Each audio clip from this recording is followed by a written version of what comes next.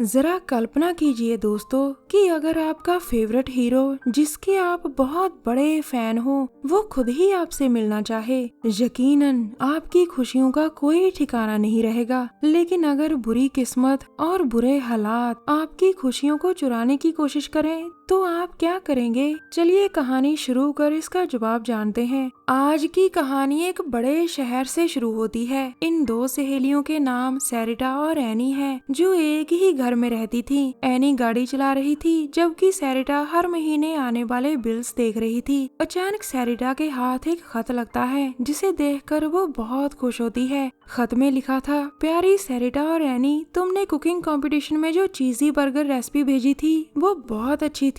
मैं उस कंपटीशन का जज था, इसीलिए मैंने तुम दोनों को पहला इनाम दिया। मैं तुम दोनों से मिलना चाहता हूँ ताकि तुम मुझे कुछ बनाकर खिला सको, लेकिन याद रखना तुम दोनों को एक साथ आना होगा। तुम्हारा जॉनी। खत के आखिर में लिखा था कि आने जाने का खर्चा नहीं मिलेगा। अपने फेवरेट हीरो का खत पढ़कर दोनों सहेलियां बहुत खुश होती हैं। दरअसल दोनों एक हाई स्कूल में लंच बनाने का काम करती थीं और उनका सपना था कि वो एक दिन जॉनी को खाना बनाकर खिलाएं। सैरिटा एनी से कहती है, अगर उसे हमारा खाना अच्छा लगा तो वो हमें अपने घर में शेफ भी रख सकता है। लेकिन सच तो ये था कि स्कूल में इनके बनाए हुए लंच की तरफ कोई ध्यान भी नहीं देता था। दोनों सहेलियां रोज मेहनत से लंच बनाती थीं, लेकिन सभी लोग इनके लंच का मजाक उड़ाते थे। अब लीजा आकर कहती है, तुम्हारे लंच के कारण सभी डाइटिंग कर रहे हैं। उसकी बात अनसुनी कर दोनों फिर से काम पर लग जाती हैं, मगर स्कूल के बच्चों में इतना गुस्सा था कि वो इन्हें काम भी नहीं करने देते थे। अब रोज की तरह सैरिटा गुस्से में आकर दरवाजा बंद कर देती है और एनी उसे शांत होने को कहती है। वो उसे जॉनी की तस्वीर दिखाती है जिसे देखने के बाद सैरिटा हमेशा की तरह सब भूल गई थी। दोनों के अंदर जॉनी के लिए एक जुनून सा था।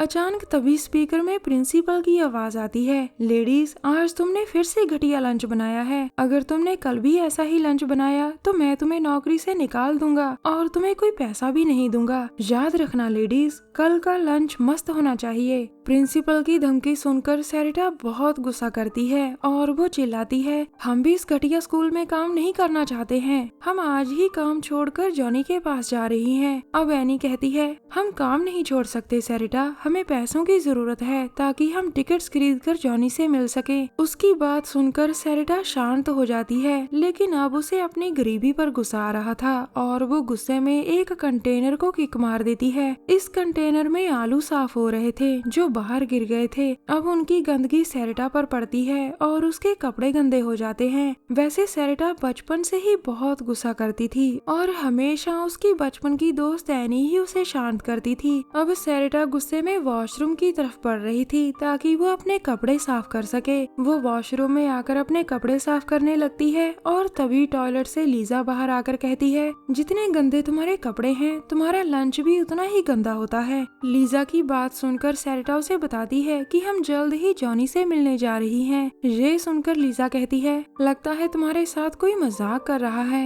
अब सैरिटा को गुस्सा आने लगा था और तभी लीजा फिर कहती है, जिस दिन जॉनी ने तुम्हारा लंच देखा वो उसी दिन तुम्हें घर से निकाल देगा। अब सैरिटा और नहीं सुन सकती थी और वो गुस्से में आकर लीजा को दबोच लेती है। लीजा की बातें सुनकर सैरिटा बहुत गुस्से में आ गई थी और इसी गुस्से ने आज लीजा की जान ले ली थी। इसके बाद सैरिटा आकर एनी को सब बताती है कि उसने लीजा को मार दिया। फिर एनी उसकी मदद करते करते कहती है, अगर ये बात किसी को पता चल गई तो हम जॉनी से कभी नहीं मिल पाएंगी सैरिटा। दोनों ने किसी तरह वॉशरूम से लाश उठा ली थी और वो उसे छुपाकर किचन में ले आती हैं। दोनों के सामने अब ये सवाल था कि वो इस लाश को कैसे ठिकाने लगाएं। आखिर में दोनों सहेलियों ने एक खतरनाक फैसला कर लिया था क्योंकि वो हर हाल में जॉनी से मिलना चाहती थी। कुछ देर बाद दोनों सहेलियों ने मिलकर लीजा की लाश के टुकड़े टुकड़े कर दिए थे। इसके बाद वो स्टोर में से एक बड़ी सी मशीन निकालती हैं और उसे ऑन करती हैं। ये बड़ी सी मशीन एक बड़ा ग्राइंडर था।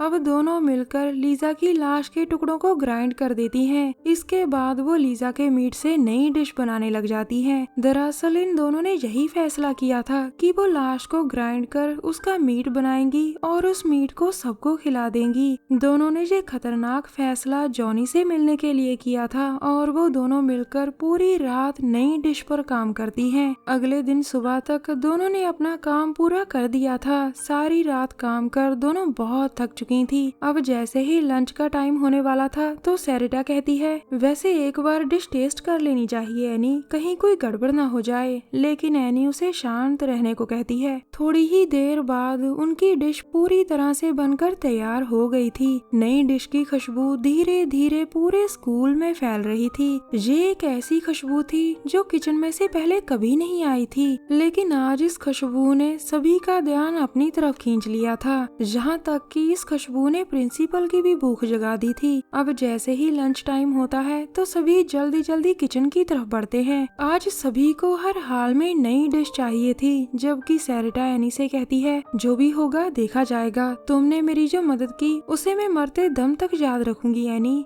यकीनन दोनों सहेलियों में बहनों जैसा प्यार था। अब वो जैसे ही दरवाजा खोलती है तो सभी के सामने नई डिश तैयार पड़ी थी। एक लड़की कहती है, जिस डिश की खुशबू इतनी लाजवाब है उसका स्वाद तो और भी लाजवाब होगा। आज स्कूल में पहली बार किसी ने इनके बनाए हुए लंच की तारीफ की थी और वो भी इसे बिना खाए। तभी वहाँ पीटी मास्टर आकर सभी को लाइन बनाने को कहता है और उसकी बात मानकर सभी लाइन बना लेते हैं। अब सभी जल्दी जल्दी आकर अपनी अपनी डिश ले रहे थे। सभी इस डिश को इस तरह खा रहे थे कि जैसे वो कई दिनों से भूखे हों। हालांकि एनी और सैरिटा से कुछ गलतियां भी हुई थी, लेकिन वो अपनी गलतियां छुपाकर बच गई थी। सभी लोग नई डिश को पागलों की तरह खा रहे थे। अपनी डिश के लिए लोगों की दीवानगी देखकर दोनों सहेलियां बहुत खुश थीं। लालची पीटी मास्टर ने तो डिश की जमाखोरी भी शुरू कर दी थी। अब दरवाजा बंद कर दोनों सहेलियां खुशियां मनाने ही लगती हैं कि तभी वहाँ प्रिंसिपल आ जाता है और कहता है, तुम लोगों की डिश ने तो जादू कर दिया लेडीज। मैंने आज तक इतनी लाजवाब डिश कभी नहीं खाई। अगर तुम रोज ऐसी ही मीट वाली डिश बनाओगी तो मैं तुम्हारी सैलरी डबल कर दूंगा। इतना कहकर वो वहाँ से चला जाता है। उसके जाने के बाद दोनों फिर से दरवाजा खोलकर अपना कमाल देखने लगती हैं। प्रिंसिपल की बात बिल्कुल सही थी।